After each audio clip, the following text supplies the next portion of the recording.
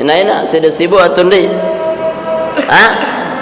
Sibuk. Saya ndek sibuk. Nahrak manusia ni ndek sibuk. Mun de turutang sibuk, selapuk dengan sibuk. Ya, nahrak waktu, makan dek jauh masjid tersibuk, makan dek ngaji tersibuk, makan dek ngaji termancing, sibuk dengan nganggur doang para nirina sibuk. Nulik bu ni ketua makan dek ngaji sibuk. Apa sibuk? Sibuk nganggur. Fitrah manusia itu sibuk. Ya. Dia narak dengan dek sibuk. Aneh, saya ngenen dek sibuk. Dah kan nemu tu aparane jadi kena sibuk. Padahal dia jombe. Si dia doang terkata ukuran aja jombe. Padahal dia narak sibuk apa-apa. Itu sibuk bro. Telah ni. Padahal dia tidak. Kenapa? Karena kita ini memang sunah sibuk. Nah tetapi cukuplah dalam taat kesibukan yang paling hebat. Ya. Kesibukan yang paling hebat dari semua kesibukan kita itu mentaati Allah. Bismillahirrahmanirrahim. Bismillahirrahmanirrahim. Assalamualaikum warahmatullahi wabarakatuh.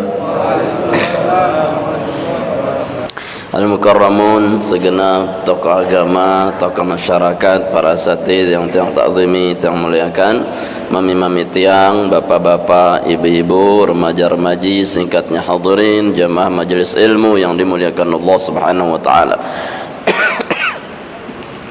Alhamdulillah wa syukrulillah, bersyukur kehadirat Allah. Malam niki kembali dapat hadir di rumah Allah yang mulia niki dalam keadaan sehat walafiat, teriring doa semoga Allah senantiasa melimpahkan rahmat taufik hidayahnya, barakah ridha dan inayahnya pada kita sekalian, sehingga setiap hajat dan munajat di malam ini diijabah oleh Allah Subhanahu wa taala, urusan kita diselesaikan, usaha kita disukseskan, rezeki kita dilapangkan, hati kita diluaskan, keluarga kita sakinah mawaddah rahmah, turunan kita saleh dan kita menjadi hamba Allah yang selamat afiat fid dinid dunya wal akhirah. Amin ya rabbal alamin. Wa qala Abu Bakar radhiyallahu an, Sayyidina Abu Bakar wa an Ali radhiyallahu anhu, diriwayatkan dari Sayyidina Ali radhiyallahu an bahwa beliau berkata,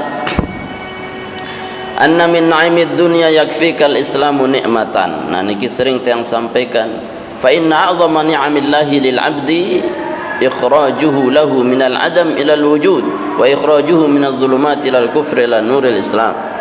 Di antara nikmat-nikmat paling belik ni ke jamaah mun tebau rekeng leng Sayyidina Ali adalah nikmat iman kanca Islam. Saya ngak ialah nikmat iman Islam niki miak tiang pelungguh sami keluar dari gelapnya dunia menuju terangnya akhirat. Yukhrijunahum minadh dhulumati ilan nur, yang mengeluarkan kita dari gelap menuju cahaya. Apa yang mengeluarkan orang dari gelap menuju cahaya? Ya Islam. Ya, Islam itu nur. Ya.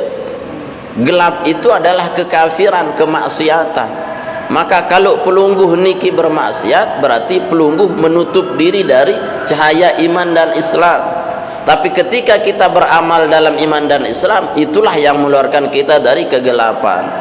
Makanya di antara doanya, ya alima ma fis sudur akhrijna minadh dhulumati ilan nur. Wahai yang mengetahui apa yang ada di dalam hati, di dalam dada, akhrijna, keluarkan kami minadh dhulumat ilan nur, dari kegelapan menuju cahaya. Apa kena? Islam, iman dan Islam. Angka itu ni wah sugih sebenarnya jamaah ni isi iman kanca Islam. Saya mak munta ilang iman Islam niki ndek narak genti ieu. Ibadah yang kita tinggalkan ndak ada yang bisa menggantinya, dunia dan isinya. Karena 2 rakaat saja kita lakukan sebelum subuh niki kalah dunia kanca isinya. Ya. Kalau pelungguh cari dunia dan isinya seumur hidup ndak akan ketemu. Aneh, bau dah berdua dunia kanca isin. Dek bau, ya saya paling sugih ukuran le dunia, dek narak bau berdua dunia kanca isin. Lagu pelungguh dengan Islam, saking bercahayanya iman Islam ini, pelungguh sudah punya dunia dan isinya setiap solat. Ya.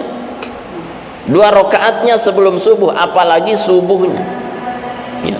Berarti kita ini sudah sekaya-kayanya dengan nikmat iman dan Islam. Ya. Maka jangan pelungguh sedih dengan iman Islam niki, harus bangga, bahagia dengan ibadah niki. Sampai dengan Allah Ta'ala, apa yang Allah Ta'ala, yakni qul bi fadlillah wa bi rahmatihi fa bidzalika falyafrahu. Ya, ba'da ya Muhammad, bi fadlillah wa rahmatihi, dengan fadl Allah berupa iman, rahmatihi berupa Islam. Ya, fa bidzalika falyafrahu, harusnya dia itu senang bahagia dengan itu. Dengan Allah Ta'ala seharusnya tahu ada paling jigah, tahu pelungguh paling demen, paling bahagia ketika kita ini tambah iman, tambah Islam. Sebaliknya seharusnya tahu tu paling sedih ketika kita kehilangan iman, kita kehilangan Islam. Dengan apa? Dengan kehilangan ibadah menuju maksiat.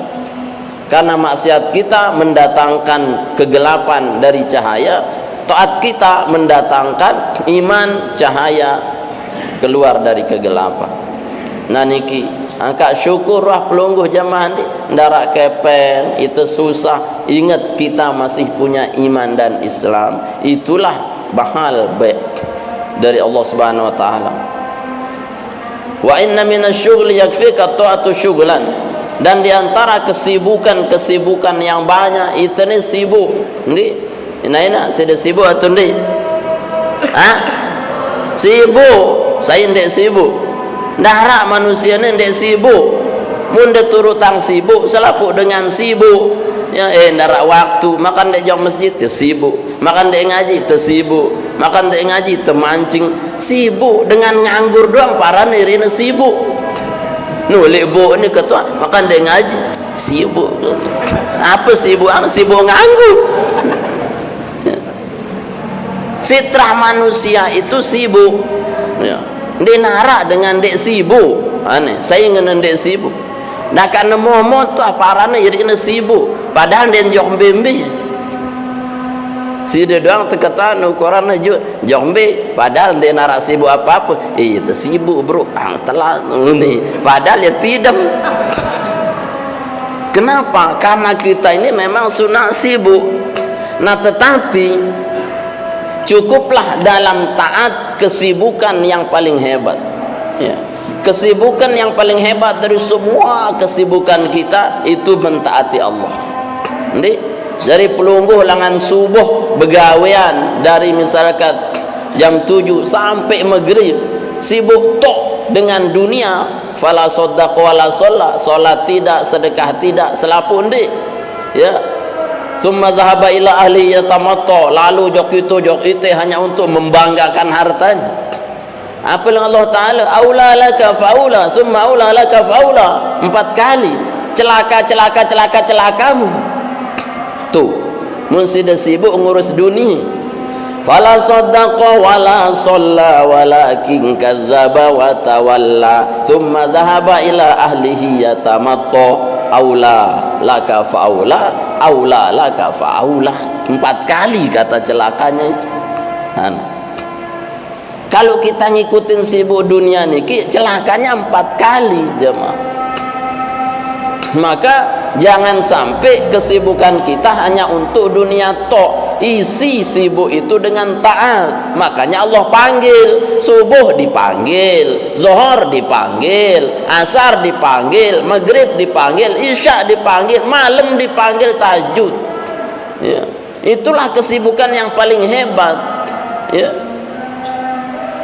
Kita ini merasa hebat muntawah tahu sibuk ngurus dunia, padahal ndarak pepaknya itu, ndarak apa-apanya.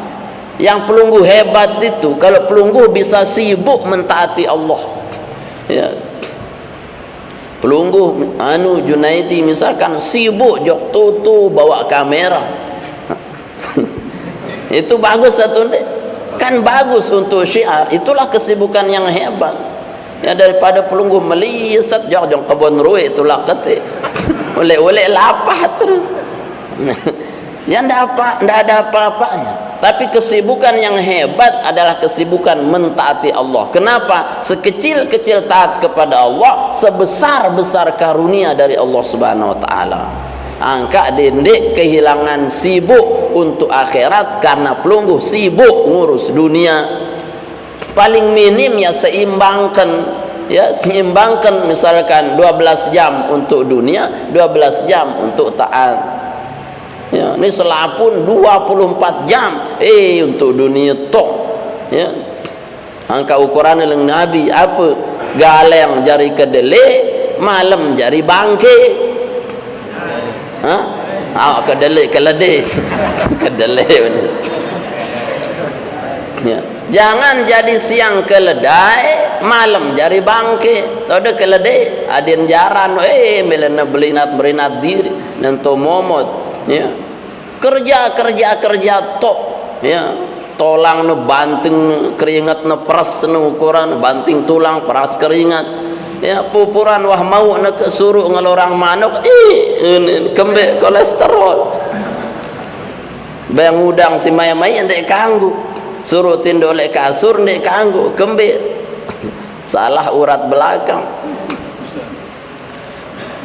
Jadi kesibukan kita ini harus berimbang jamaah, ya. Maka kalau antara sibuk dunia dengan sibuk akhirat, maka kita pilih sibuk akhirat. Maka kata ulama tasawuf, mun ara ukurannya pegawaian pelungguh menghalangi kita untuk datang ke Allah, maka lebih baik tinggalkan yang menghalangi kita ke Allah untuk datang ke Allah. Ya. Kalau dia masih kita memilih yang di dunia, maka kita belum ada derajat di sisi Allah Subhanahu wa taala. Jadi, maka kesibukan yang banyak ini cukup jadi taat kesibukan yang paling hebat. Nah, nike ingetang nike jemaah.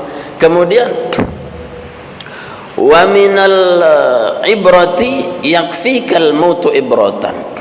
Dan sesungguhnya dari ibarat-ibarat, dari pembelajaran-pelajaran yang banyak itu, cukuplah kematian itu sebagai pelajaran yang paling hebat.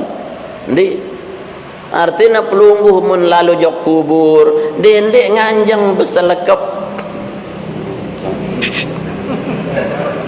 sambil nengerawat, paling kurang ajar sambil nengerokok. Saya girangun ndara gati-gati wan, ya, meneturun malaikat Jibril sang teplitas di sini, ya, ndara gati-gati, ya, orang mati dikubur ya sadu, ya, ya. Apa tujuan anda ke kubur? Tujuan ziarah kubur itu lidzikril maut, ngingetang pelungguh akan dibegitukan juga. Nende justru membuat dia tambah berani untuk mati. Salah besar, ya. Angka kalau kita itu ke makbarah, ke kuburan, ya, kita mengambil pelajaran. Apa pelajarannya? Tidak ada manusia itu kekal. Pelajaran kedua, tidak ada yang dibawa walau seujung benang ke dalam kubur. Yang ketiga, tidak ada orang itu awet di dunia niki. Yang keempat, yang kita bawa hanya amal soleh kita.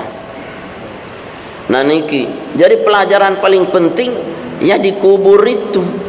Angka pelungguh nu si asli sekolah sebenarnya di mbe sekolah si paling asli nu jok kubur nu, ya, jombe sekolah dulu uni ndi pabu jombe sekolah lembe kuburan. Karena itu ilmu yang mengajarkan kita bahwa kita ini pada saatnya akan mati. Nah niki nembe ngerumpi terus, mbe kakak terus, mbe ngeruku man menden man sembahyang asar man. Allahu Akbar. Ya, apa kan ini hatinya udah pada mati orang-orang, ya, goyogan nangis kan ndi ya kakak lek luar. Nah nikilah yang ironinya kita, hajatnya adalah untuk mengambil pelajaran tapi dia justru meninggalkan pelajaran. Ya makna aten temate. Kemudian jemaah dirahmati Allah Subhanahu wa taala, empat nanti nikmat dunia paling hebat Islam, nikmat sibuk itu adalah taat, nikmat pelajaran adalah kematian. Nah, jamaah dirahmati Allah Subhanahu wa taala, nikilah yang dapat kita kaji pada kesempatan kali ini. Semoga Allah memberikan kita panjang umur, kesehatan untuk terus berbekal dan untuk bisa berkorban di jalan Allah. Al-Fatihah. A'udzubillahi minasyaitonir rajim. Ada pertanyaan? Arad ada usul? Waalaikumsalam. Wah ni keluar ni. Bismillah, alhamdulillah, salatu wassalamu ala rasulillah. Yang pertama, tangan saya baru. Oh ya Tuhan, ya Tuhan nafsul mutmainnah, irji'i ila rabbiki radiyatan mardiyah fadkhuli fi ibadi wadkhuli jannati. Sebenarnya jawabannya sudah langsung di ujung ayat. Ya. Nafsu mutmainnah itu tidak bisa dipisahkan dengan fadkhuli fi ibadi wadkhuli jannati. Harus masuk ke golongan hamba Allah dulu, barulah dia tenang. Maka setenang-tenang keadaan, setenang-tenang nafsu kita ketika itu sudah kita berhenti solat, setelah kita selesai ibadah. Itulah maknanya fadkhuli fi ibadi. Kalau anda mau mutmainnah, mau tenang, mau senang, maka fadkhuli fi ibadi, masuk ibadah, masuk menjadi hambaku. Maka ketika pelungguh menghamba kepada Allah, maka pelungguh akan senang di situ dengan mutmainnah. Mafhum mukhalafahnya sebaliknya, ketika pelungguh itu menjadi budak dunia, hamba dunia tanpa pernah mau kembali ibadah kepada Allah, maka tidak akan pernah ada nafsul mutmainnah, ada jiwa-jiwa yang tenang. Kenapa? Karena kaitannya allazi anzala sakinah fi qulubil mu'minin. Allah yang menurunkan sakinah, ketenangan. Ya, ketenangan itu dari nafsul mutmainnah.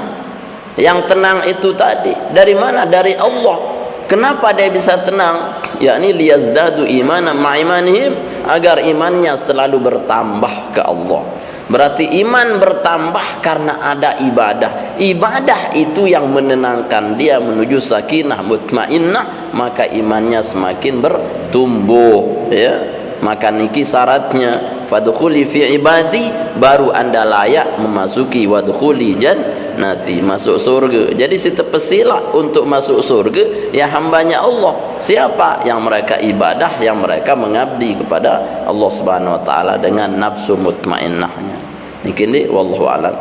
Kemudian yang kedua, bagaimana hukumnya kurban yang dikirim ke luar negeri, statusnya untuk orang yang tidak mampu?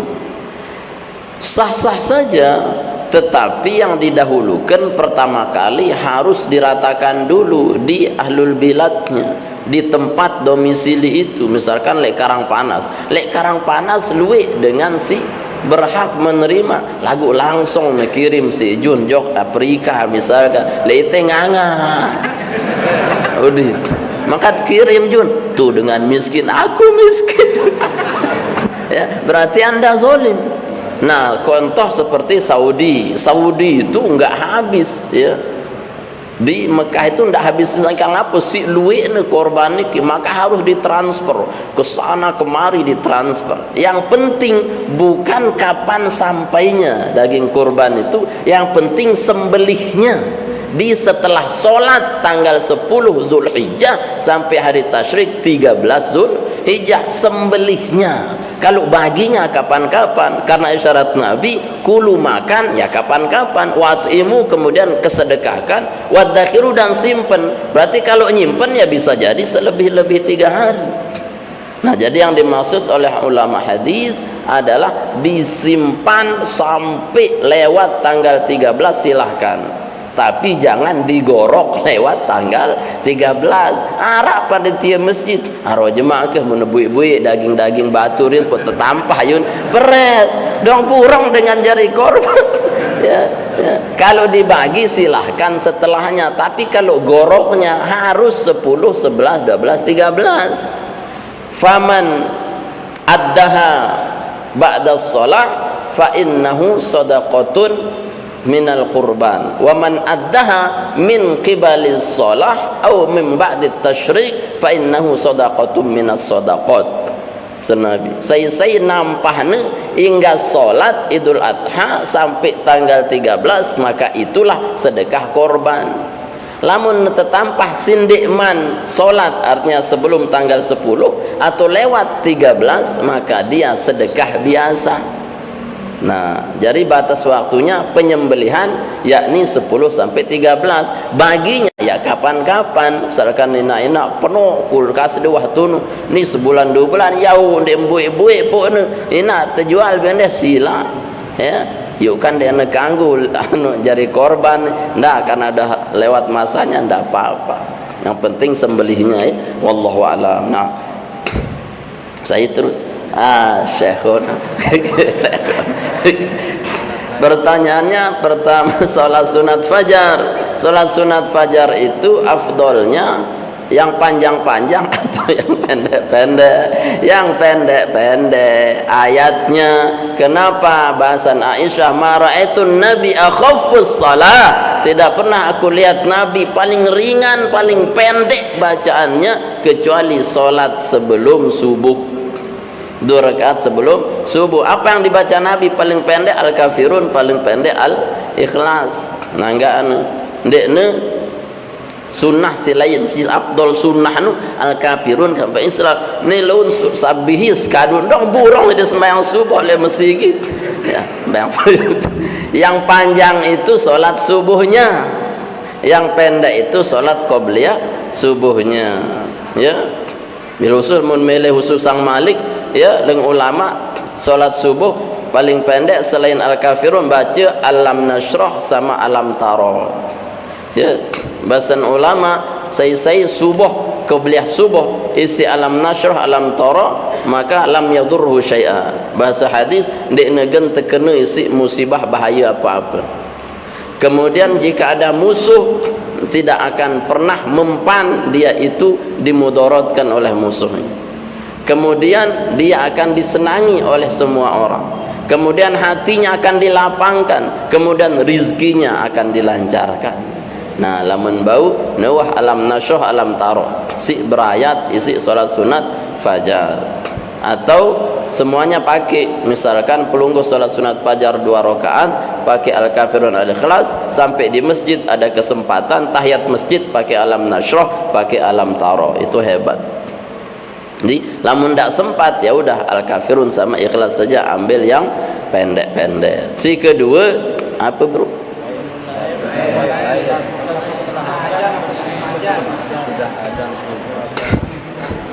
Qiyamul lail itu bukan untuk istilah daripada sebelum subuh, karena kalau untuk sebelum subuh atau sebelum fajar niki adalah solat fajar, solat sunnah fajar. Isyarat hadis raqatal fajri, 2 rakaat solat fajar khairum minad dunya ma fiha, lebih baik dari dunia dan isinya. Kalau qiyamul lail itu digunakan untuk istilah tahajud ya. Wa minal lail fatahajjad bi, atau di dalam surat Al-Muddatsir qumil laila illa qalila. Qum bima'na qama yaqumu qiyam, bermakna qiyamul lail, menghidupkan malam. Menghidupkan malam dengan apa? Dengan solat tahajud. Kapan qiyamul lail yang paling afdal? Ditaksis oleh Allah, inna rabbaka huwa a'lamu annaka taqumu adna min thulutsai minal lail. Allah tahu engkau bangun qiyamul lail di sepertiga malam. Piran sepertiga malamnya mulai jam 2, 3, 4 sampai subuh. Nah niki karena malam itu dibagi 3/3. Kalau 3/3 pertama disebut awalul lail, awal malam. Awal malam itu mulai maghrib jam 7 ya, hitung saja 3 jam berikutnya 7, 8, 9 awal malam nih. 10, 11, 12 itu tengah malam. Nah 1, 2, 3 itulah qiyamul lail. Sepertiga malam tu di ujung jam 1. Nah niki ndi jari istilah qiyam untuk tahajud di sepertiga malam. Wallahu alam. Kemudian ibu apa bro pertama kelebihan rakaat. Kalau kurang rakaat maka ditambah.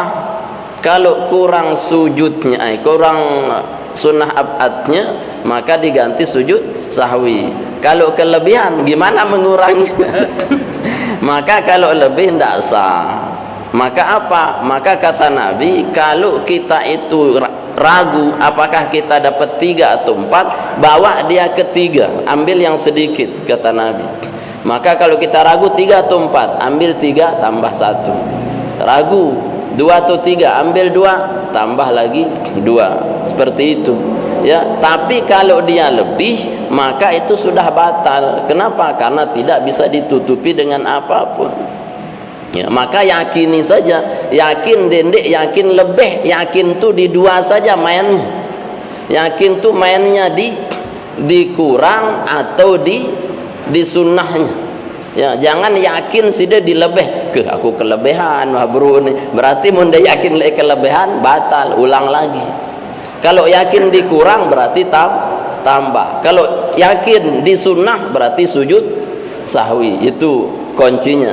Jadi 3 bawa yakinnya. Yakin di jumlah, yakini sedikitnya tambah 1. Yakin di sunnah tambah dengan sujud sahwi. Yakin di lebih, maka Anda batal. Ya, maka jangan yakini lebihnya. 4, 5, ambil 4-nya. 5, 6 berarti denara. Ya, berarti batalnya. Yang kedua apa bro?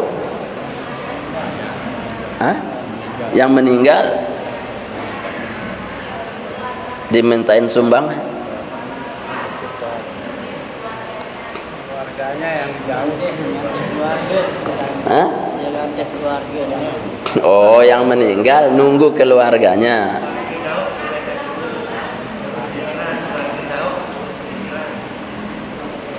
Dia kok ngerti Malik sih. Enggak.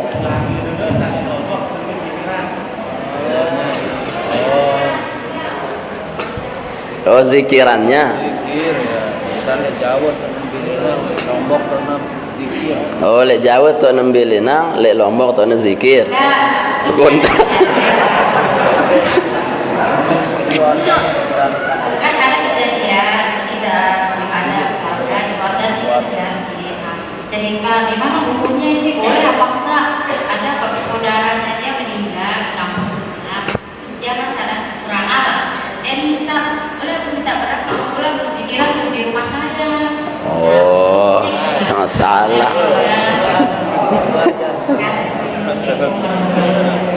Ya. Jadi minta beras ke keluarga atau minta untuk zikiran di keluarga, bolehkah atau tidak boleh? Boleh, ya, boleh. Yang penting syaratnya tidak memberatkan. Sampai Nabi menyuruh kepada sahabat, ij'alu li ahli Ja'far ta'am. Kata Nabi, buatkan untuk keluarga Ja'far, karena dia meninggal keluarganya, dia sedang sedih, ta'am, makanan. Sampai Nabi suruh sahabat beng yemangan. Maka dari situlah dalilnya kita ini apa, belangar itu.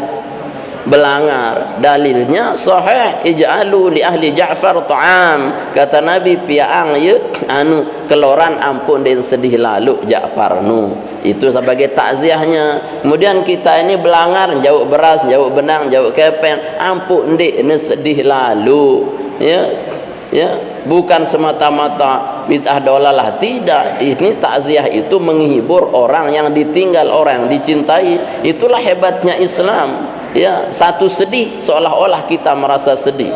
Ya, satu bahagia kita merasa bahagia. Itu. Kemudian ini beras pelangar ini untuk siapa? Kan juga bukan untuk sahibul musibah, tapi untuk yang datang zikir itu. Hanya bolak-balik saja pahala ini. Yang datang bawa sedekah beras, datang jadi sedekah. Ya, yang nerima senang itu jadi pahala. Disampaikan lagi untuk dimakan itu sebesar-besar pahala. Tuan bolak-balik Pak, jangan sempit mikirnya.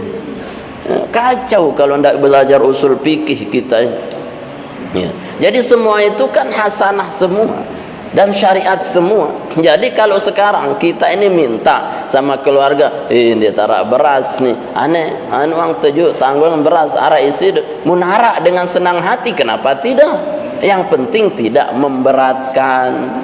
ialah silsilahnya maka tersuruh belangar isi dengan toa terlaik saya ngak sang di nebudui beras nanti belah pelangar itulah yang dibuat untuk makanan bukan untuk membebani ya justru senang nekan terjauang beras ya karena apa karena dia bisa balikin lagi sedekahnya dan pahala sedekahnya lagi disampaikan ke ahli baitnya ke ahli mayitnya itu silsilahnya jadi boleh yang penting tidak membebani diri kadang sebagian tempat di kita itu pun kan membebani ya susah mati jarin keluarga pang nampah sampi 2 telu ada kan sebagian ada itu haram itu yang enggak boleh kenapa jadi takut dengan mati udah anden payu mati di mana rak sampi iya itu yang salah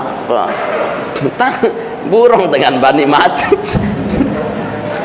kenapa ini adatnya udud namanya adat yang udud tapi kalau itu ta'awun yang memberi kita mampu kenapa tidak pada si marak baru unu kredit mobil iya kredit Bali iya ya papa kredit kambing ya ini kan jauh ya kiasnya seperti itu nah jadi gitu ya jadi boleh ya boleh silahkan selama tidak memberatkan ini kan kadang harus nebodoi sampai nampak 2 telu itu dengan nunu kep yang bener susah tebilin sih ya keluarga malik nasuruh dengan nenampah ya mundek nenampah ndek nesah mati nih inilah pret semua wallahu alam ya cukup sudah insyaallah jemaat kahau sikit apa bro